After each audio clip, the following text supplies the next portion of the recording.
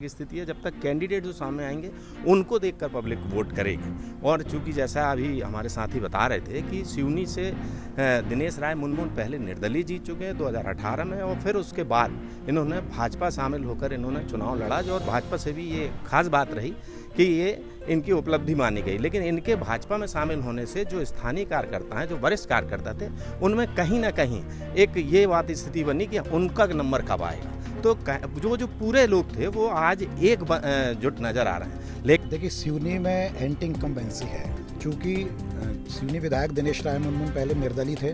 निर्दलीय के बाद वो 2018 के चुनाव से पहले उन्होंने भाजपा ये कहते हुए ज्वाइन किया था कि मैं सिवनी के विकास के लिए अपने आप को गिरवी रख रहा हूँ, क्योंकि निर्दलीय रहते हुए सिवनी का विकास नहीं हो सकता। जब वे भाजपा में आए तो इन 5 सालों में आप देखेंगे कि उनके हिस्से में विकास कुछ नहीं है। सिर्फ एक मेडिकल के कॉलेज की बिल्डिंग बनी है, लेकिन उसे आप उपलब्धि इसलिए नहीं मान सकते कि जब तक मेडिकल कॉलेज चालू नहीं हो जाता तब तक आप उसको उपलब्धि नहीं मान सकते। इनकम्बेंसी स्थानीय विधायकों के खिलाफ है या मुख्यमंत्री के खिलाफ है, वो क्या लगता है? आपने चूंकि अभी बात प्रदेश के परिप्रेक्ष्य में की, इसलिए प्रदेश के परिप्रेक्ष्य में एंटी इनकम्बेंसी है। हमने कभी राज्यपाल को इतना सक्रिय नहीं देखा, राज्यपाल को इतनी जगह जाते हुए नहीं देखा। अभी मुख्यमंत्री से ज़्यादा राज्यपाल विजिट कर रहे हैं, तो कहीं ना कहीं चेहरा, मुख्यमंत्री के चेहरे के सामने एक दूसरा चेहरा भी लाया जा रहा है, तो एंटी इनकम्बेंसी मानी जा सकती है। लाडली बहना योजना को लेकर जिस प्रकार से बीजेपी अभी केस कराना चाह रही है, उस पर कांग्रेस भी हावी है। जैसे कि उनने भी नारी सम्मान योजना को लेकर अपनी योजना पहले लागू की थी, और यह कांग्रेस की सबसे बड़ी भूल थी। आचार संहिता लगने के बाद शायद ये योजना वो लागू करती या अपने घोषणा पत्र पर लेकर आती, तो भाजपा इस योजना को कभी केस नहीं करा पाती। लेकिन एक हद तक लाडली बहना योजना का जो असर है वोटर पर जरूर पड़ेगा। महेश जी, सिवनी सहित और पूरे महाकौशल की बात की जाए तो यहाँ कांग्रेस काफ़ी मजबूत स्थिति में है, इसमें कहीं कोई दो राय नहीं है। लेकिन प्रॉपर सिवनी की बात करें तो सिवनी में भारतीय जनता पार्टी अगर चुनाव बाय द वे किसी कारण से हारती है तो उसकी गुटबाजी ही कारण होगी। चुनाव के देखिए अभी टाइम है, बहुत लंबा समय नहीं बचा है। आगे समय में देखते हैं क्या क्या सारी चीज़ें, अभी ये सिर्फ योजनाओं के बलबूते चुनाव लड़ा जाएगा, अभी फिलहाल ऐसा माहौल दिखता नहीं है। हाँ, ये ज़रूर है कि चुनाव जैसे जैसे नज़दीक आएगा उस समय बहुत स्पष्ट हो जाएगा क्या माहौल है। नमस्कार, मैं हूं पुनीत कपूर और एमपी तक की चौपाल में आपका स्वागत है। आज की चौपाल में हम बात करेंगे उन लोगों से जिनके लिखे शब्दों को रोज आप अखबार के पन्नों में पढ़ते हैं या न्यूज़ चैनलों में देखते हैं और सुनते हैं। जी हाँ, हमारे साथ मौजूद हैं सिवनी जिले के तमाम वरिष्ठ प्रिंटर और इलेक्ट्रॉनिक मीडिया के पत्रकार, जिनसे बात कर हम जानने की कोशिश करेंगे यहाँ के मुद्दों को और टटोलेंगे यहाँ की सियासी नब्ज को। तो आइए हम बात करना शुरू करते हैं। जी, शमीम जी हमारे साथ। शमीम जी, बताइए क्या लगता है, सिवनी का माहौल क्या लग रहा है आपको चुनाव के हिसाब से? देखिए, सिवनी में एंटी इनकम्बेंसी है, क्योंकि सिवनी विधायक दिनेश राय मुनमुन पहले निर्दलीय थे। निर्दलीय के बाद वो 2018 के चुनाव से पहले उन्होंने भाजपा ये कहते हुए ज्वाइन किया था कि मैं सिवनी के विकास के लिए अपने आप को गिरवी रख रहा हूँ, क्योंकि निर्दलीय रहते हुए सिवनी का विकास नहीं हो सकता। जब वे भाजपा में आए तो इन 5 सालों में आप देखेंगे कि उनके हिस्से में विकास कुछ नहीं है। सिर्फ एक मेडिकल के कॉलेज की बिल्डिंग बनी है, लेकिन उसे आप उपलब्धि इसलिए नहीं मान सकते कि जब तक मेडिकल कॉलेज चालू नहीं हो जाता तब तक आप उसको उपलब्धि नहीं मान सकते। इसके अलावा भारतीय जनता पार्टी ने पिछले बार दिनेश राय मुनमुन को स्वीकार तो कर लिया, लेकिन वर्तमान में स्थिति ये हो चली है कि भारतीय जनता पार्टी के जो मूल कार्यकर्ता और मूल पदाधिकारी हैं, जो लंबे समय से पार्टी का झंडा उठाते हुए काम कर रहे थे, अब उनकी विचारधारा ये हो चली है कि सिवनी में भाजपा विधायक की जो है विरोध होने लगा है, तो उन्होंने संकल्प हमारा और विकल्प तुम्हारा का एक नारा देते हुए जितने भी वरिष्ठ थे वो सारे के सारे लोग एकजुट हो गए हैं। तो जब भारतीय जनता पार्टी के स्थापित नेता एकजुट हो गए तो आम जनता के मन में यही बात है कि सिवनी में बदलाव होना चाहिए, क्योंकि इनकी विरोध ज़्यादा हो चुका है। चलिए, तो स्थानीय विधायक का विरोध हो रहा है, आप बता रहे हैं। आप बताइए क्या लगता है आपको, वाकई में एंटी इनकम्बेंसी है? और अगर सिवनी के साथ साथ हम पूरे प्रदेश की बात करें, अगर आप एक सिनेरियो में देखते हो तो क्या लगता है आपको? देखिए, प्रदेश की अगर बात करें तो प्रदेश में बताना अभी थोड़ी जल्दबाजी होगा, क्योंकि अभी का पर्याप्त अभी टाइम है जब तक कैंडिडेट घोषित नहीं हो जाते हैं। सिवनी की जहाँ तक स्थिति है, जब तक कैंडिडेट जो सामने आएंगे उनको देखकर पब्लिक वोट करेगी। और चूंकि जैसा अभी हमारे साथी बता रहे थे कि सिवनी से दिनेश राय मुनमुन पहले निर्दलीय जीत चुके हैं 2018 में, और फिर उसके बाद इन्होंने भाजपा शामिल होकर इन्होंने चुनाव लड़ा, जो और भाजपा से भी ये खास बात रही कि ये इनकी उपलब्धि मानी गई। लेकिन इनके भाजपा में शामिल होने से जो स्थानीय कार्यकर्ता हैं, जो वरिष्ठ कार्यकर्ता थे, उनमें कहीं ना कहीं एक ये बात स्थिति बनी कि उनका नंबर कब आएगा। तो जो पूरे लोग थे वो आज एकजुट नज़र आ रहे हैं। लेकिन अगर ऑन डॉक्यूमेंट बात करें, एक सीधे प्रत्याशी की बात करें, तो मुनमुन राय आज भी यहाँ पर इसलिए मेरा मानना है कि एक सही प्रत्याशी होंगे, क्योंकि उनके पास जो चाहे धनबल की बात कर लें या सुविधाओं की बात कर लें, उनके सामने दूसरे जो हैं प्रत्याशी जो अपना नाम आ रहा है वो काफ़ी बौने नज़र आ रहे हैं। सिवनी की जहाँ तक मैं बात करूँ तो सिवनी ज़िले में 4 विधानसभा क्षेत्र हैं, लखनादौन, बरघाट, केवलारी और सिवनी। अभी वर्तमान में यहाँ पर 2 कांग्रेस के प्रत्याशी हैं और 2 निर्वाचन दोनों जो हैं 2 भाजपा के और 2 के कांग्रेस के विधायक हैं। लेकिन अब अगर अपन बात करें तो लखनादौन एक ऐसा जिला रहा है कि ऐसा जगह रही है कि जहाँ पर परंपरागत कांग्रेस की ये सीट थी, लेकिन बीच में जब यहाँ पर शशि ठाकुर वहाँ से आई और उसमें भी शशि ठाकुर इसलिए जीती क्योंकि गोंडवाना के एक अपना बड़ा रोल रहा है। लगभग 29,000 वोट लेकर जब वो गोंडवाना को मिले थे तो तब शशि ठाकुर एकमात्र ऐसी रहीं जो विजयी होकर आई। यही स्थिति हमारी केवलारी विधानसभा में भी गोंडवाना का बड़ा रोल रहा है, किस तरह वो वोट करती पब्लिक और उन्हें जानती है। जहाँ तक सिवनी की बात है, सिवनी में मेरे ख्याल से महेश शुक्ला जी जब से जीते हैं तब से यहाँ पर भाजपा साल 1990 से लगातार भाजपा जीते, तो कांग्रेस का कोई स्कोप आपको दिखता है अभी आगे? कांग्रेस कोई संभावना है यहाँ पर? कांग्रेस में मैंने यही कहा ना कि अगर प्रॉपर सिवनी की बात दो जगह तो ये पूरी तरह से सिवनी के लिए पूछ रहा हूँ आपसे, सिवनी के लिए जी। सिवनी में अभी कांग्रेस को उतनी सशक्त नज़र नहीं आ रही है जितने की दिनेश राय मुनमुन हैं। तो मेरा ही मानना है कि यहाँ पर दिनेश राय ही विजयी होंगे या एक अच्छे प्रत्याशी होंगे। चलिए, तो दोनों तरह की बातें हैं, एक विधायक जी का विरोध है और उसके बाद भी लेकिन वो मजबूत नजर आ रहे हैं यहाँ पर, कहना है हमारे पत्रकार साथी का। जी आप बताइए खरे साहब, क्या लगता है आपको प्रदेश के लेवल पे आप क्या तस्वीर देखते हैं? देखिए, एंटी इनकम्बेंसी निश्चित रूप से कहीं ना कहीं एंटी इनकम्बेंसी का रोल है, पर कांग्रेस उसको या विपक्ष कैश नहीं करा पा रही। एक बहुत बड़ी बात यह है। बीच में एक सवाल और पूछूंगा, एंटी इनकम्बेंसी स्थानीय विधायकों के खिलाफ है या मुख्यमंत्री के खिलाफ है, वो क्या लगता है? आपने चूंकि अभी बात प्रदेश के परिप्रेक्ष्य में की है, इसलिए प्रदेश के परिप्रेक्ष्य में एंटी इनकम्बेंसी है। हमने कभी राज्यपाल को इतना सक्रिय नहीं देखा, राज्यपाल को इतनी जगह जाते हुए नहीं देखा। अभी मुख्यमंत्री से ज़्यादा राज्यपाल विजिट कर रहे हैं, तो कहीं ना कहीं चेहरा, मुख्यमंत्री के चेहरे के सामने एक दूसरा चेहरा भी लाया जा रहा है, तो एंटी इनकम्बेंसी मानी जा सकती है। जी आप बताइए संजय जी, लाडली बहना जो योजना है वो कितनी बड़ी गेम चेंजर है या नहीं है? क्या लगता है? आप लोगों से बात करते हैं और आपका क्या व्यू है इस पर? लाडली बहना योजना को लेकर जिस प्रकार से बीजेपी अभी केस कराना चाह रही है, उस पर कांग्रेस भी हावी है, जैसे कि उनने भी नारी सम्मान योजना को लेकर अपनी योजना पहले लागू की थी और यह कांग्रेस की सबसे बड़ी भूल थी। आचार संहिता लगने के बाद शायद ये योजना वो लागू करती या अपने घोषणा पत्र पर लेकर आते, तो भाजपा इस योजना को कभी केस नहीं करा पाती।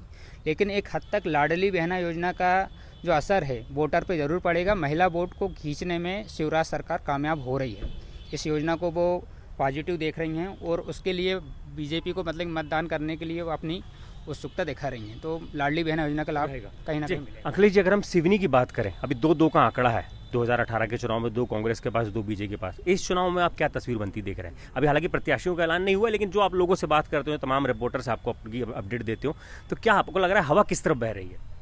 पुनीत जी, सिवनी सहित और पूरे महाकौशल की बात की जाए तो यहाँ कांग्रेस काफ़ी मजबूत स्थिति में है, इसमें कहीं कोई दो राय नहीं है। लेकिन प्रॉपर सिवनी की बात करें तो सिवनी में भारतीय जनता पार्टी अगर चुनाव बाय द वे किसी कारण से हारती है तो उसकी गुटबाजी ही कारण होगी। वो लोग अपने प्रत्याशी को लेके जो है कि एकजुट नहीं हैं। जो भारतीय जनता पार्टी के पुराने नेता हैं वो वर्तमान विधायक के खिलाफ गुट तैयार कर रहे हैं और वो चाह रहे हैं कि उनके बीच का कोई प्रत्याशी आए जिसे वो लोग विधायक बनाएं अपना मत देके। लेकिन यदि पूरे चारों विधानसभा की बात की जाए तो केवलारी में भी भाजपा के विधायक हैं, लेकिन अभी स्थिति जो है वहाँ पे गोंडवाना के प्रत्याशी से तय होगी कि भाजपा में कौन जीतेगा, कांग्रेस या भाजपा। अभी ये नहीं कहा जा सकता है कि वहाँ कांग्रेस के प्रत्याशी विजय हो सकते हैं। बाकी 2 सीटों में अभी भी कांग्रेस आगे चल रही है, जो वर्तमान स्थिति जो लोग जानकारी दे रहे हैं। और पूरे यदि मध्य प्रदेश की बात करें, आपकी भाजपा या कांग्रेस की सरकार बनेगी तो पूरे मध्य प्रदेश में आदिवासी समाज जो है इस मध्य प्रदेश में सबसे अधिक संख्या में है और सबसे अधिक वोटर है। बीते कुछ सालों से देखा जाए तो आदिवासी समाज पे काफ़ी अत्याचार बढ़े हैं। आपराधिक मतलब प्रवृत्ति के लोग उनके साथ अलग अलग तरह से अत्याचार करें। कहीं भूमि को लेकर उनके मार्ग को ज़मीन में गाड़ दिया जा रहा है, कहीं मॉब लिंचिंग की स्थिति निर्मित हो रही है, कहीं शराब में अवैध तरीके से उनको बड़ी धाराओं लगा के फंसाया जा रहा है। इसका एक स्पष्ट कारण देखने को मिल रहा है कि अभी मुख्यमंत्री जी ने छिंदवाड़ा में पांडुर्ना को जिला घोषित किया है या महाकौशल में उन्होंने ऐसा करके भाजपा के प्रति लोगों को आकर्षित करने की कोशिश की है। विंध्याचल में भी विंध्य क्षेत्र में भी उन्होंने अभी सतना से मैहर को जिला घोषित करने के किया है। ये भी कहीं ना कहीं इस दृष्टिकोण से ही उन्होंने किया है कि ताकि उनको मालूम है कि यहाँ स्थिति जो है भाजपा के पक्ष में है नहीं, कांग्रेस के पक्ष में है। फिलहाल जो तमाम योजनाएं उन्होंने जो भारतीय जनता पार्टी की सरकार जो है पैसा बांटने की जो एक नई परंपरा शुरू की है बीते कुछ सालों से देखा जाए तो कांग्रेस भी उसी राह पे चल रही है। कांग्रेस ने भी अपनी घोषणा पत्र में पैसे बांटने की परंपरा को वो किया है। इसलिए लाडली बहना का असर तो रहेगा लेकिन बहुत ज़्यादा असर रहेगा ये नहीं कहा जा सकता, इसलिए कि कांग्रेस ने भी अपने वचन पत्र में इसको स्पष्ट कर दिया है कि हम भी इस योजना का लाभ देंगे। बिजली की बात तो कांग्रेस ने भी स्पष्ट कर दिया है कि हम भी 100 यूनिट बिजली मुफ्त करेंगे। भारतीय जनता पार्टी को ये सरकार को कही ही जाती है कि ये बिजली जब भी आती है तो बिल बढ़ के आते हैं। उपभोक्ता जो है कि लगातार बिजली कार्यालय पे अपने बिल को कम कराने के लिए लाइन लगाते हुए देखे जा सकते हैं। जो चीज़ें आपको यहाँ नेताओं के बीच में दिखती है उससे बिल्कुल अलग धरातल पे जब आप जाएंगे तो बिल्कुल तस्वीर अलग आती है। हम लोग यहाँ देखते हैं कि भाजपा का एक बहुत बड़ा भोकाल है, भारतीय जनता पार्टी के पक्ष में बहुत ज़्यादा वोट आ रहे हैं, लेकिन जब हम गाँव में जाते हैं तो वो स्थिति नहीं रहती है। लेकिन ऐसा भी नहीं कहा जाता है कि भारतीय जनता पार्टी से लोग पूरी तरह से कट गए हैं। भारतीय जनता पार्टी के कार्यकर्ताओं में इतनी मतलब एकजुटता है या उनका संगठन इतना मजबूत है कि वो घर घर में पैठ रखते हैं। यही एक कारण है कि भारतीय जनता पार्टी पिछली बार कांग्रेस की सरकार गई और जो खरीद फरोख्त हुआ उसके बाद भी इन्होंने बेहतर ढंग से सरकार चला लिया। उसका एकमात्र कारण है कि ये संगठन काफ़ी मजबूत है, इसलिए इसके जो विधायक हुए जो फूट मत नहीं हुआ। नहीं तो कांग्रेस भी इतनी कमज़ोर नहीं थी कि वो भी खरीद फरोख्त कर सरकार में वापसी कर सकती थी, लेकिन वो नहीं कर पाई तो संगठन मजबूत होने का कारण है। रही बात सरकार की तो अभी किसी को भी ये नहीं कहा जा सकता है कि स्पष्ट बहुमत आ रहा है। बहुत करीबी मामला रहेगा मध्य प्रदेश में। तो कुल मिला के बहुत करीबी मामला रहेगा। और जैसा अखिलेश जी ने शुरुआत की थी कि महाकौशल की जो 38 सीटें हैं उसमें कांग्रेस मजबूत नजर आती है और ऐसा देखा जा रहा है 2013 से कि 2013 और 2018 में 2013 में बीजेपी ने जो है महाकौशल में ज़्यादा सीटें जीती थी तो वो सरकार बना ले गई थी और 2018 में कांग्रेस ने ज़्यादा सीटें जीती तो वो सरकार बनाकर ले गई। तो महाकौशल एक इंपॉर्टेंट फैक्टर रहेगा। अजहर जी आप बताइए क्या लगता है आपको कि कांग्रेस ने थोड़ी जल्दबाजी कर दी अपनी घोषणाएं करने में, क्योंकि फिर अब रणदीप सिंह सुरजेवाला ने कहा था कि हम जो घोषणाएं जल्दी कर रहे हैं बीजेपी से शिवराज सिंह चौहान उसको कॉपी कर रहे हैं तो हम आचार संहिता लगने तक कोई घोषणा नहीं करेंगे। तो क्या आपको लगता है कि जल्दी घोषणाएं करी और शिवराज सिंह चौहान ने ज़्यादा बेटर तरीके से उसको इम्प्लीमेंट कर दिया है?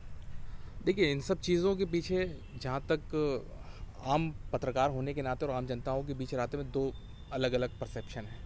कुछ चीज़ों को लेके स्पष्ट जैसे मैं कह सकता हूँ कि जो भी कांग्रेस की है अभी वो धरातल में तो है नहीं, लेकिन जो लोगों को मौजूदा स्तर पर देखा जाए ज़मीनी हकीकत ये है कि लोगों को मिल रही योजनाओं का लाभ, लेकिन वो भी संतुष्ट नहीं है। तो कुछ चीज़ें ये है कि यहाँ से संतुष्ट होना वहाँ संतुष्ट होना दोनों चीज़ें अभी क्लियर नहीं है। हाँ, जल्दबाजी इसलिए ज़रूर की है जो आपने प्रश्न पूछा है उस हिसाब से मैं आपको बता देता हूँ।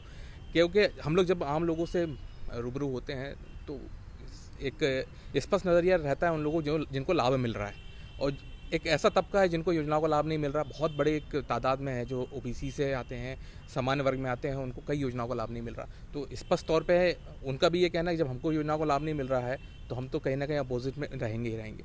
तो ये सब चीज़ें, योजनाएँ आना और योजनाओं का लाभ मिलना, ये सब चीज़ें अलग बात हो जाती। चुनाव के देखिए अभी टाइम है, बहुत लंबा समय नहीं बचा है। आगे समय में देखते हैं क्या क्या सारी चीज़ें। अभी ये सिर्फ योजनाओं के बलबूते चुनाव लड़ा जाएगा, अभी फ़िलहाल ऐसा माहौल दिखता नहीं है। हाँ, ये ज़रूर है कि चुनाव जैसे जैसे नज़दीक आएगा उस समय बहुत स्पष्ट हो जाएगा क्या माहौल है, और जल्दी तय कर देना कि प्रत्याशियों को जल्दी चयन कर लेना, ये तो आपको पता है कि पार्टियों के पीछे क्या नज़रिया है, वो बहुत स्पष्ट है। योजनाएँ अभी तक इसके पहले भारतीय जनता पार्टी की बहुत अच्छी योजनाएँ रहीं, फिर उनको एक नई योजना लानी पड़ी, तो इसके पीछे और कुछ भी कारण हो सकते हैं। कांग्रेस भी योजनाओं का साथ ले रही है, लेकिन जब स्थानीय प्रत्याशी चुनाव यहाँ लड़ता है और स्थानीय मुद्दे क्या होते हैं ये सब चीज़ प्रभावित करती है। पिछले चुनाव में भी यही देखने को मिला था। अब कहानी कहाँ आके पलट जाती है ये सबको पता है, ये मतदाता तय करते हैं। इसलिए मतदाताओं की राय और पत्रकारों की राय थोड़ी बहुत अलग हो सकती है। इसलिए एक सवाल आपसे और पूछूंगा मैं, क्या वजह है सन 1990 के बाद से जो है कांग्रेस यहाँ पर जीत नहीं पाई, क्या लगता है आपको? देखिए, जीत नहीं पाई इसके तो पिछले कारण थे। अभी जीतने की स्थिति में है कांग्रेस, क्योंकि यहाँ का संगठन कांग्रेस का काफ़ी अच्छा हुआ है, लेकिन बीजेपी का संगठन भी कमज़ोर नहीं है। अब देखिए, कांग्रेस की जीत की साफ साफ वजह है अभी तक नहीं जीत पाई है, वो तो स्पष्ट रहा है। गुटबाजी यहाँ पर हमेशा चरम पर रही है कांग्रेस की, और इन्हीं कारणों की वजह से आज तक कांग्रेस नहीं जीत पाई। लेकिन मौजूदा स्थिति में काफ़ी अच्छा संगठन डेवलप किया है कांग्रेस ने, और कहीं ना कहीं पूरी चारों विधानसभाओं में इस संगठन में जो इन्होंने काम किया है वो देखने को मिल रहा है। लेकिन अब एक सर्वे जो अभी जो शुरुआती सर्वे हैं उस हिसाब से तो मजबूत स्थिति में है कांग्रेस, लेकिन निर्णायक भूमिका तो जनता ही तय करेगी, इसलिए थोड़ी जल्दबाजी होगी। बिल्कुल, अभी प्रत्याशियों का ऐलान होना भी बाकी है। विनोद जी, क्या लगता है आपको शिवराज सरकार की योजनाओं का कितना फर्क पड़ेगा मतदाताओं पर? देखिए, जो सरकार की योजना है उसमें आम आदमी को, मतलब आम आदमी बड़ा संतुष्ट है, लेकिन बुद्धिजीवी जो वर्ग है वो जानता है कि ये योजना जो लागू की गई है उसमें उन्हीं को अपने पास से देना पड़ेगा, पूरा टैक्स का जो भार है उन्हीं पे आएगा। तो कहीं ना कहीं जो है कि बुद्धिजीवी वर्ग जो है, मतलब जो है वो एंटी है, मतलब भाजपा के एंटी है। और अभी जो ओपीएस और एनपीएस के लेकर जो विवाद चल रहा है कर्मचारियों का, तो कहीं ना कहीं जो कर्मचारी भी वो है सरकार के खिलाफ है वर्तमान में।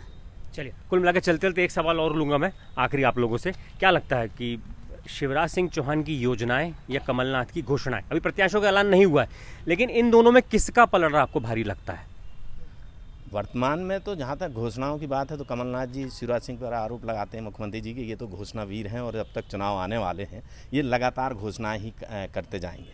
लेकिन ये तो पब्लिक देख रही है, आम जन देख रहा है कि उन योजनाएं किस तरह क्रियान्वित हो रही हैं, और क्रियान्वित हो रही हैं कि नहीं हो रहे हैं, कि बीच में आखिर क्या रोड़ा आ रहा है। तो इस चुनावी दौर में तो हम चाहे कांग्रेस हो चाहे भाजपा हो, कहीं भी अपनी तरफ से कोर कसर नहीं छोड़ रहे हैं कि कैसे हमको मतदान हो, योजनाएं क्या होंगी, क्या लाभ मिलेगा, अभी इस बारे में कोई नहीं विचार रहा है जिस तरह की हम योजनाओं को देख रहे हैं। चलिए, तो कुल मिला के हमने यहाँ के पत्रकारों से बात करके एक जानने की कोशिश करी, एक तस्वीर बनाने की कोशिश करी, जिससे आप जो है दर्शक एक अंदाज़ा लगा पाएँ कि सियासी हवा का रुझान किस तरफ है।